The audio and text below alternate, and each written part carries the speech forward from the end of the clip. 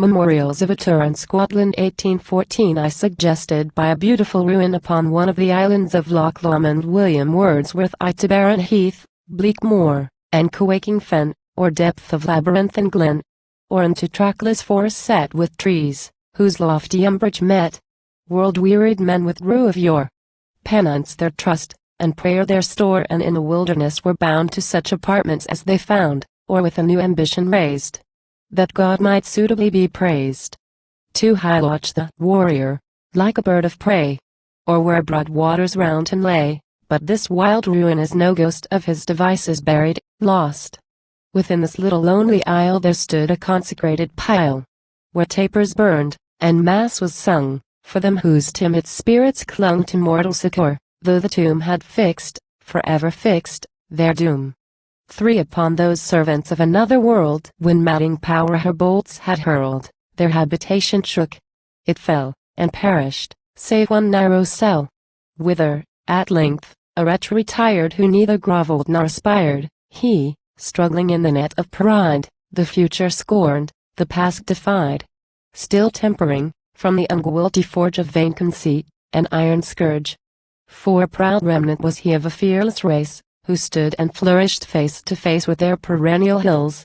But crime, hastening the stern decrees of time, brought lower power, which from its home burst, when repose grew wearisome, and, taking impulse from the sword, and, mocking its own plighted word, had found, in ravage widely dealt, its warfares born, its travels belt.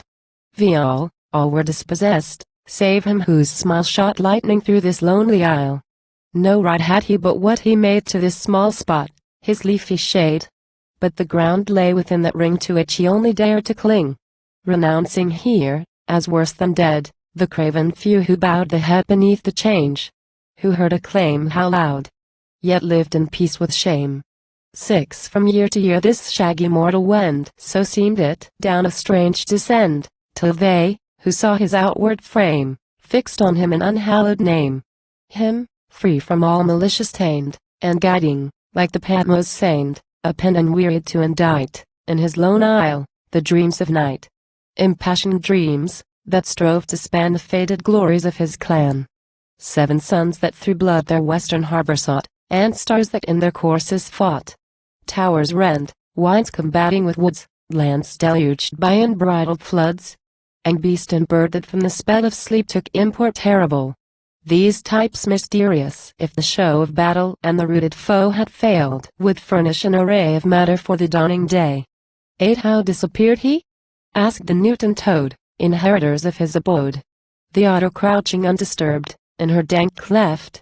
But be thou curbed, O froward fancy, mid a scene of aspect winning and serene, for those offensive creatures shun the inquisition of the sun.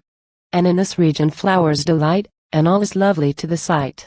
9 Spring finds not here a melancholy breast, when she applies her annual test to dead and living, when her breath quickens, as now, the withered heath, nor flaunting summer when he throws his soul into the briar rose, or calls the lily from her sleep prolonged beneath the bordering deep, nor autumn, when the viewless wren is warbling near the brownie's den.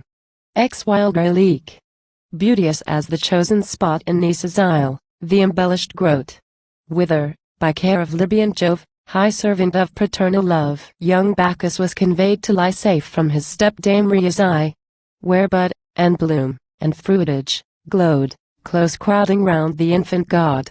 All colors, and the liveliest streak of oil to his celestial cheek.